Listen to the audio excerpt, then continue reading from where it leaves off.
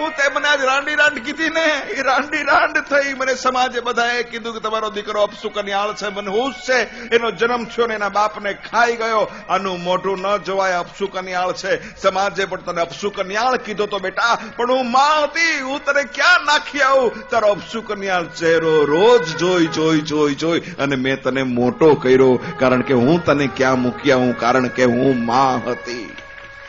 હું તને ન મૂકવા જઈ શકું બેટા. ઠીક છે, જવાબ દે બેટા. તારી માં 30 વર્ષ સુધી રાંડી રાંડ રહી, કોના માટે? તારી માટે. તારી માં 30 વર્ષ સુધી વિધવા રહી, કોના માટે? તારી માટે. આ શબ્દ સાંભળવાને માટે. લે બેટા, મારે તો તને સુખી જોવો છે. જે કામ તું કાલે કરવાનો છો એ કામ આજ કરી દે બેટા. આજ મને વૃદ્ધાશ્રમમાં મૂકી જાઉં, હું બંગલાના દરવાજા ઉપર તારી રાહ જોઉં છું. અંદર જઈને માએ પોટલી બાંધી 4-5 કપડા લઈને બહાર નીકળી. વહુ સામે મળી. બેટા, મારું એક કામ કરશો? શું બા? બેટા, આ મારા કપડાની પોટલી ખોલી જરાક જોઈ દ્યો ને. આ વૃદ્ધ ડોશી ઘરની માલિકો કોઈ કિંમતી સોનાના દાગીના ચોરીને તો ઘરમાંથી વહી નથી જાતી ને. જે દીકરો પોતાની માને રાંડી રાંડ કહી શકતો હોય, એ દીકરો કાલ સવારે પોલીસ ચોકીના પગથિયા પણ માને ચડાવે.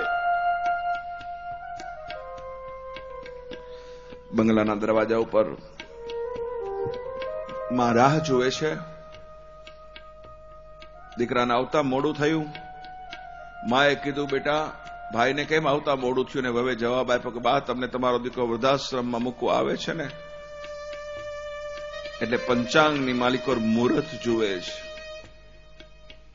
માએ કીધું, એક નાનકડી દુનિયામાં મૂકવા આવવા માટે મારો દીકરો પંચાંગની માલિકો મુહૂર્ત જોવે છે. પણ હું કેવી બદનસીબ અને કમનસીબ માં છું કે આવડી મોટી દુનિયામાં મારા દીકરાને લઈ આવી.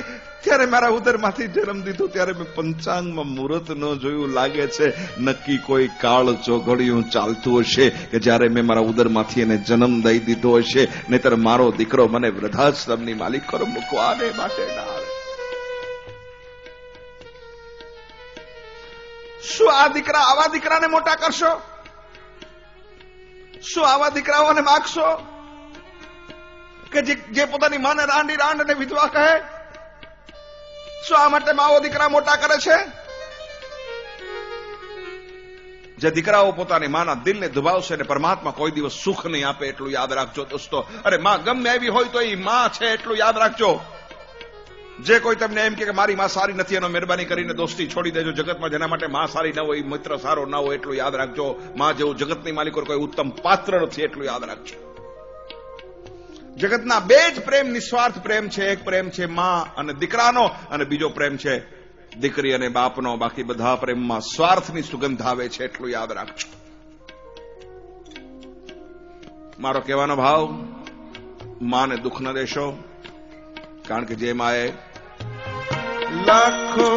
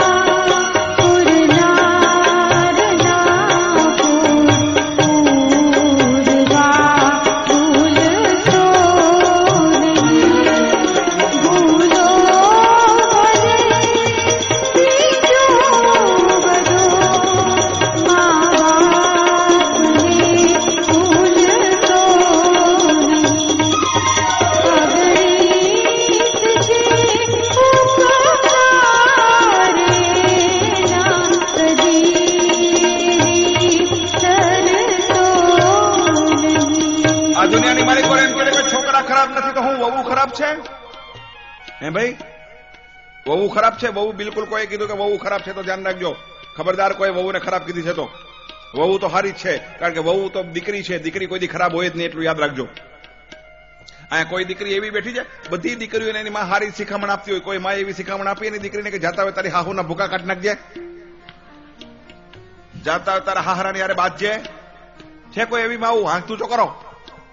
દરેક માં પોતાની દીકરીને હું શિખામણ આપતી હોય ખબર છે? તાળી પાડજો, સાચી વાત હોય તો કહું. પછી દરેક માં પોતાની છોકરીને કહેતી હોય, કામ કર, ઘરમાં કામ કર, ઉભો ટોયો થામાં, પાડાની જેમ પડી રેમાં, હુતી રેમાં, ઘરમાં કામ કર, તારો હાહરો તારો બાપ નહીં થાય, તારી હાહુ તારી માં નહીં થાય, રસોઈ શીખ શીખ શીખ, નહીં પાછી આવીશ એટલું યાદ રાખજો. આવું બધી માઓ બોલતી હોય પોતાના છોકરાઓને. બોલે જ ને બેનો? તો છોકરીઓ ખરાબ ખરી? શેની ખરાબ છોકરીઓ? આમાંથી કોઈ છોકરી આંગળી ઊંચી કરો એવી છોકરી છે કેપરી પહેરીને પૈણી હોય છે કોઈ? હાલો હાથ ઊંચો કરો જઈ.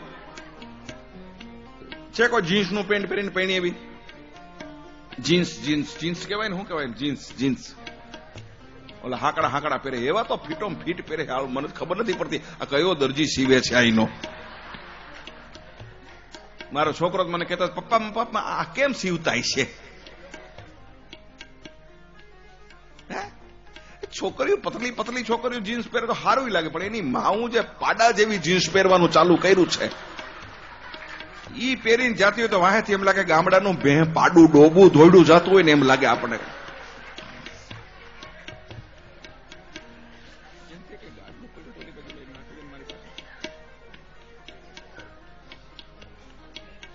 સાંભળો છો ને? કોઈ છોકરીઓ ખરાબ નથી, છોકરીઓ બધી સારી છે એટલું યાદ રાખજો. છોકરીને કોઈ બોલશો નહીં.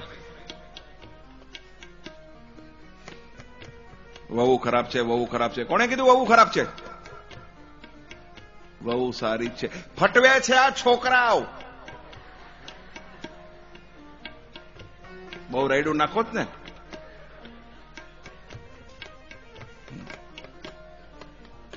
બેનો તમારો વારો આવે ક્યારના હો કરે ને. બેઠા મર્યાદા રાખો, મર્યાદા જરાક. બિચારી હોય તો હારી જ છે. ઘર પૈણીને આવી હોય, પાનેતર પહેરવું હોય, ચૂંદડી ઓઢી હોય, સરસ મજાની માથે ઓઢીને ઘરમાં કામ કરતી હોય, સરસ મજાની સાડી વાળી એવી સુંદર લાગતી હોય, આ ગમે નહીં. મણીબેન જેવી લાગે. એટલે યાર તો હું ટૂંકા જગબલા પહેરીને ફરે તો હારી લાગે?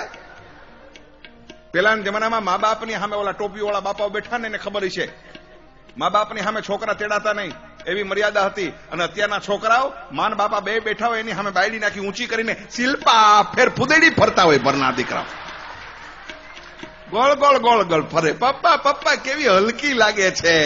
ઈ પછી ભારે લાગશે તને. રવા દે મારા બાપ. અત્યારે ભલે હલકી રહી, ફૂલીને ઢમઢોલ થાય ને બંબુટીયું.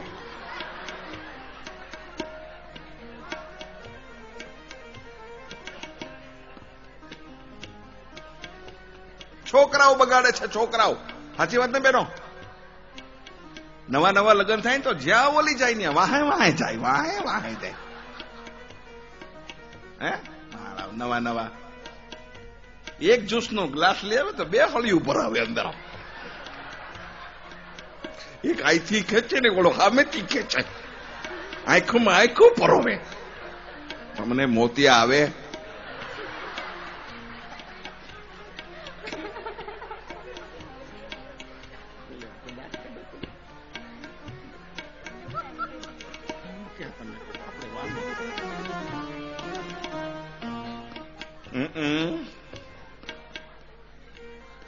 હા, 5 સ્ટાર લે આવે તો અડધી કરે. અડધી તું ને અડધી હું. લેખા નવું આવે તો બધું લઈ આવે, પછી તો બધું બંધ.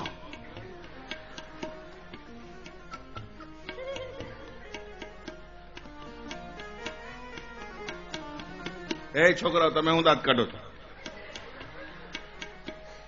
જ્યાં ઓલી જાય ને વાહોમાં ટુકડુક કરતા. એક વેતનો છેટો નહીં, એક વેતનો ભાઈ. ખાડું પણ ગજબનું છે. એ તો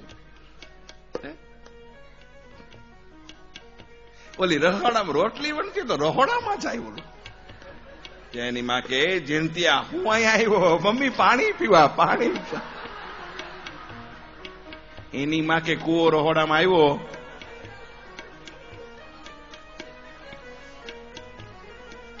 પછી માય હસતી રહોડામાંથી બહાર નીકળી જાય કે આ એના બાપા ઉપર ગયો.